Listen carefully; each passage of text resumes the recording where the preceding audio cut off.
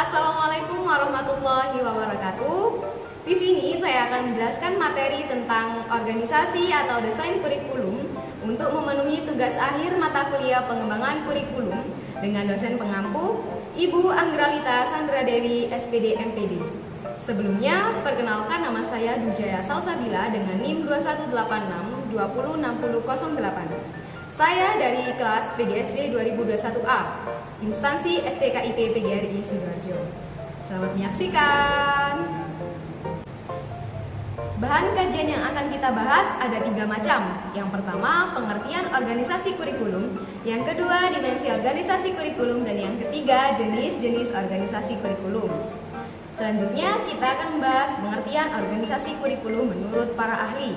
Yang pertama, menurut Muhammad Ansyar tahun 2015, ia mengatakan bahwa organisasi kurikulum adalah susunan komponen kurikulum seperti konten kurikulum, kegiatan, dan pengalaman belajar yang diorganisasi menjadi mata pelajaran, program, lessons, topik, unit, dan sebagainya untuk mencapai efektivitas pendidikan. Yang kedua, menurut Zainal Arifin tahun 2011, ia mengatakan bahwa organisasi kurikulum adalah susunan pengalaman dan pengetahuan baku yang harus disampaikan dan dilakukan peserta didik untuk menguasai kompetensi yang telah ditetapkan. Jadi, organisasi kurikulum adalah pola dan susunan komponen-komponen kurikulum yang diorganisasi menjadi mata pelajaran, program, lessons, topik, unit yang tujuannya untuk mempermudah siswa memahami apa yang diajarkan, sehingga menguasai kompetensi yang telah ditetapkan. Selanjutnya, dimensi organisasi kurikulum. Yang pertama, dimensi isi. Organisasi kurikulum yang bersifat logis tentu berbeda dengan organisasi kurikulum yang bersifat psikologis, dan pada umumnya lebih mengutamakan dimensi isi melihat fakta apa adanya. Yang kedua, dimensi pengalaman belajar. Organisasi kurikulum yang bersifat psikologis lebih mengutamakan dimensi pengalaman belajar dan cenderung kurang memperhatikan fakta dan isi setiap jenis struktur tertentu atau yang bersifat logis. Unsur-unsur organisasi kurikulum ada 4. Yang pertama, konsep.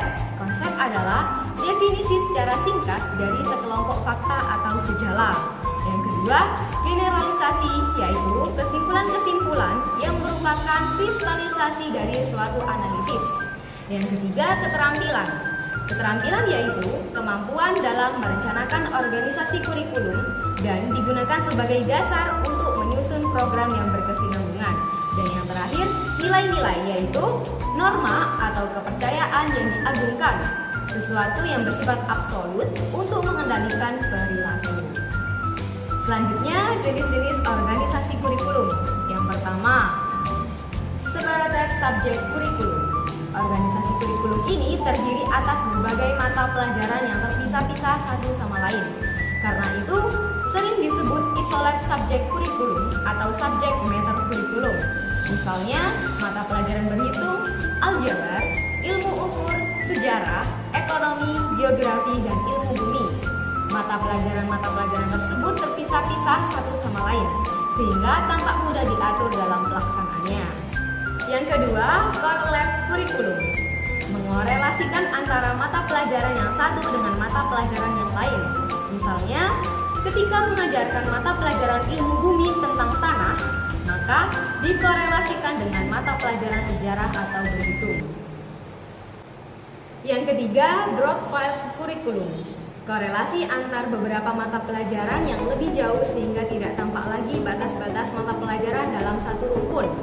Korelasi semacam ini merupakan fungsi antara beberapa mata pelajaran serumpun dan memiliki ciri-ciri yang sama. Seperti mata pelajaran kimia, fisika, dan biologi difungsikan menjadi bidang studi ilmu pengetahuan alam.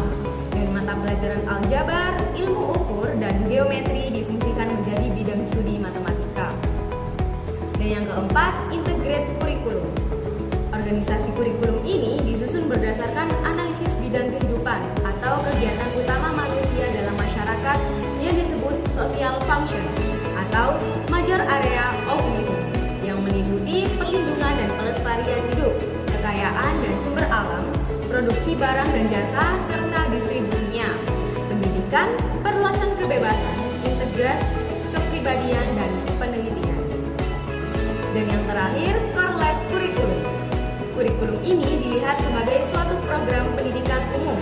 Tujuannya adalah untuk membentuk pribadi-pribadi yang terintegrasi secara fisik, mental, intelektual, menjadi warga negara yang baik dan mampu bekerja sama. Perencanaan kurikulum ini harus dilakukan bersama antara guru dan peserta didik.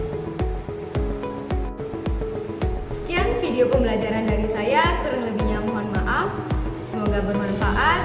Terima kasih. Wassalamualaikum warahmatullahi wabarakatuh.